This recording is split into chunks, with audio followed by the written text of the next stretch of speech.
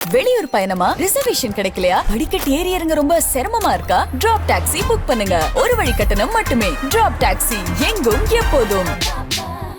Auto மற்றும் கால் டாக்ஸிகளில் பயணிக்க வசதியாக தமிழகத்திலும் பாரத் டாக்ஸி சேவை விரைவில் பயன்பாட்டிற்கு கொண்டு வரப்படும் என போக்குவரத்து ஆணையரக அதிகாரிகள் தெரிவித்துள்ளனர்.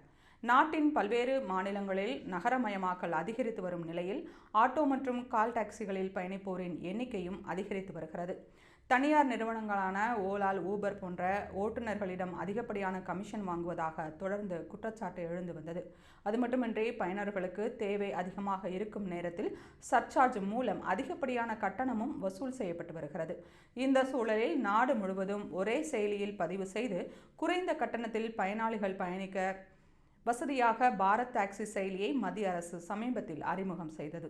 இப்போது குஜராத்திலும் டெல்லியிலும் மட்டுமே அறிமுகப்படுத்தப்பட்ட நிலையில் விரைவில் மற்ற மாநிலங்களிலும் விரிவுபடுத்தப்பட உள்ளது. தமிழகத்தில் பாரத் டாக்ஸி சேவை அறிமுகப்படுத்தப்படுவது குறித்து பேசிய தமிழக போக்குவரத்து ஆணையரக அதிகாரிகள், தனியார் செயலியை ஒப்பிடுகையில் பாரத் டாக்ஸி செயலியில் கட்டணம் குறைவாக இருக்கிறது. பொதுமக்களுக்கு மட்டுமல்லாமல் ஓட்டுநர்களுக்கும் பயனுள்ளதாக பாரத் டாக்ஸி சேவை இருக்கும் என்று எதிர்பார்க்கப்படுகிறது. மற்ற மாநிலங்களில் மத்திய அரசு விரிவாக்கம் செய்யும் போது தமிழகத்திலும் அமல்படுத்த நடவடிக்கை எடுக்கப்படும் என்று தெரிவித்தனர். இதுகுறித்து பேசிய அனைத்து ஆட்டோ சங்கங்களின் கூட்டமைப்பு ஒருங்கிணைப்பாளர் Zakir Hussain, auto, call taxi ஓட்டுநர்களிடம் இருந்து 30% தொகையை கமிஷனாக தனியார் செயலிகள் பெறுகின்றன.